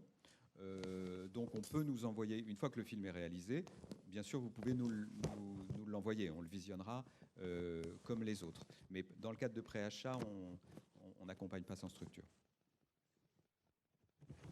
Oui, très bonne question, parce que moi je voulais aller dans la continuité que ça. Effectivement, on peut avoir autofinancé son film. Est-ce qu'il est possible, une fois le film déjà fait, de trouver justement un producteur pour accompagner le film, pour le faire vivre, parce que c'est quand même quelque chose qu'on a envie, même si on a autofinancé le projet, on a mis beaucoup de cœur, beaucoup de passion, etc. Donc est-ce qu'il est possible dans ces cas-là d'avoir un producteur pour ensuite le faire diffuser en festival? Oui, en fait, il y a deux possibilités. C'est soit un producteur qui va arriver quand le film est terminé et qui va s'occuper de la post-production. Enfin, c'est-à-dire quand même de finir techniquement le film, parce qu'il y a des aides dédiées aussi à ça, des aides à la post-production, et qui sont demandables souvent avec une structure de production. Donc voilà, le tournage a été fait dans des conditions, tout seul, amateur, etc. Et puis le montage est chouette et un producteur peut voir un montage et dire ça peut être super, retravaillons, payer un monteur, etc., demander des aides et ensuite s'occuper de la diffusion. Mais nous, de plus en plus, en tant que producteurs, je ne me trompe pas en disant ça, c'est que en fait, tous les producteurs là sont associés en structure de distribution ou bien délèguent leurs courts-métrages à des structures de vente de courts-métrages, en fait. Donc, il y en a 5 ou 6 ou 7 en France qui gèrent en fait la distribution des courts-métrages en France et à l'international. Et donc, ces structures prennent aussi des courts-métrages autoproduits. Et après, alors la différence, c'est qu'il faut payer ces structures. Enfin, quand donc, par exemple, moi, en tant que productrice, si je vois un court-métrage qui a été fait de manière, sans argent, sans production, je peux décider, ça m'est arrivé, je peux décider de prendre le film, de devenir productrice du film, et en échange, je paye le distributeur, je paye la cotisation distributeur pour qu'il distribue et qu'il vende le film. En fait, généralement, c'est des contrats de 2 ans sur 24 mois. Parce que la première année, c'est tous les festivals de catégorie A. Enfin, voilà, il y a une stratégie, en gros, de distribution qui est mise en place à la vision du film, en disant, oui, ce film, ce serait bien de faire tel festival, dans cet ordre, voilà. Puis après, la deuxième année, c'est tous les festivals un peu moins importants. Voilà, et donc, moi, ça m'est arrivé de rentrer comme ça en production sur des films qui m'arrivaient assez tard et d'en payer la distribution parce que j'estimais que le film était chouette. Et en fait, on a fait ça une fois et ce qui s'est passé, c'est qu'on a produit de manière professionnelle le deuxième court-métrage ou le troisième. Enfin, en fait, ça permet de créer une relation avec l'autrice ou l'auteur et ensuite de choisir de continuer à travailler ensemble sur le suivant, en fait. C'est aussi des manières de rencontrer les gens. C'est des manières pour vous de rencontrer les producteurs. Parce que c'est vrai que je vous disais tout à l'heure, j'avais commencé la phrase, mais je ne l'avais pas terminée, qu'on reçoit beaucoup de scénarios, qu'on ne rencontre pas beaucoup les gens à cette occasion, mais ce dont on fait attention dans les scénarios qu'on reçoit, c'est le CV. Et en fait, on regarde ce que les gens font, parce qu'en fait, le cinéma, c'est quand même faire. Enfin, il y a aussi il y a la dimension écrire, mais il y a la dimension filmer. Et il y a de plus en plus de gens qui participent à des concours comme le Nikon Film Festival, enfin des marathons du court-métrage qui filment tout seul. Et en fait, des fois, dans les CV, il y a des liens vers des choses très intéressantes. Et ça nous est arrivé, rarement, mais ça nous est arrivé de nous dire « Ah, mais en fait, c'est super intéressant ce qu'elle ou il a filmé. J'ai bien envie de rencontrer cette personne. » Parce que bon, voilà, c'est quand même de l'image. Et ça nous est arrivé aussi avec des films qu'on recevait voilà, de quelqu'un qui dit bah, « J'ai fait tout seul mon film, est-ce que vous pouvez le regarder ?» Et voilà, des fois, il y a des choses très intéressantes. Donc c'est aussi une manière... Enfin, ce que je veux dire, c'est que si vous êtes bloqué au scénario et que vous avez une vraie capacité à faire, à filmer, vous pouvez aussi filmer et envoyer le film. Et ça peut aussi débloquer des fois des situations. Voilà. Chacun n'est pas... a pas les qualités au même endroit, quoi.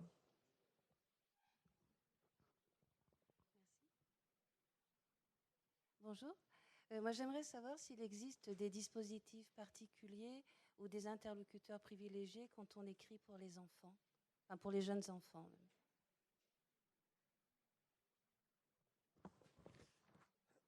Alors au CNC, en fait, on a une direction. Donc nous, le court-métrage, en fait, on est dans la direction du cinéma, mais il existe aussi une direction de l'audiovisuel qui est des programmes plutôt pour les télévisions, où là, on est dans des logiques de public, de segmentation de public, et donc notamment de cases pour le jeune public. Donc là, on a des unités de programme avec vraiment un prisme vraiment sur quel public peut être touché par le projet qu'on nous propose. Et donc c'est très différent en fait, effectivement de ce que nous on a côté cinéma, où il n'y a pas de distinction en fait. Hein. On parle à tout le monde et les films ne sont pas présentés avec un ciblage vraiment déterminé. Donc c'est pour ça qu'en fait tout dépend de chaque projet. Mais il y a des films effectivement qui sont pensés pour un jeune public, mais qui finalement touchent tout le monde, hein, qui touchent chacun d'entre nous voilà, avec son âme. Mais en tout cas, sur une logique plus de programmation, c'est vrai que c'est plutôt côté audiovisuel en fait qu'on a ce genre de discussion et de réflexion. Et donc ça, c'est un dialogue vraiment à établir avec son producteur. Ouais. Ça existe, ça existe. Dernière question, bonjour. Je voulais vous poser la question sur les structures d'accompagnement, que je sens que vous avez très envie de parler de séquence 7, mais si j'ai envie de faire relire un scénario, à qui est-ce que je peux demander autre que séquence 7, s'il n'y a que ça peut-être, mais il doit y en avoir d'autres? Personne d'autre, nous sommes les seuls. Il y a d'autres associations, évidemment. Il y a la scénaristerie, alors je ne sais pas s'ils font de la relecture, mais il y a aussi la scénaristerie, il y a la maison du film, il y a énormément, il y a plein de structures. Ouais. Je ne peux pas détailler toutes les activités de chacune, je ne suis pas adhérente partout, même si un peu. Non, mais vous pouvez trouver sur le site du CNC, en fait, il y a une rubrique qui s'appelle ressources auteurs, et vous avez un guide de l'accompagnement, et qui recense donc notamment tout un tas de structures d'accompagnement, des résidences, des collectifs, dont les deux qui sont présents cet après-midi, hein, mais effectivement, il y en a d'autres. Donc là, vous pouvez vraiment avoir une vision, pas exhaustive, mais en tout cas très, très large, beaucoup plus large, effectivement, de l'offre d'accompagnement. Et puis créer des collectifs avec d'autres auteurs avec qui tu aurais fait une école de ciné, n'importe quoi, et puis se faire lire sans te faire lire avec des gens du métier ou ta mère, mais c'est pas forcément ces retours qui seront les plus percutants, sans doute. Oui, ce qui est aussi important, c'est bien savoir ce qu'on recherche et ce que peuvent proposer les associations voilà, qui ont des expertises différentes. Ben voilà, ça y est, c'est fini. Oh, déjà? Oui.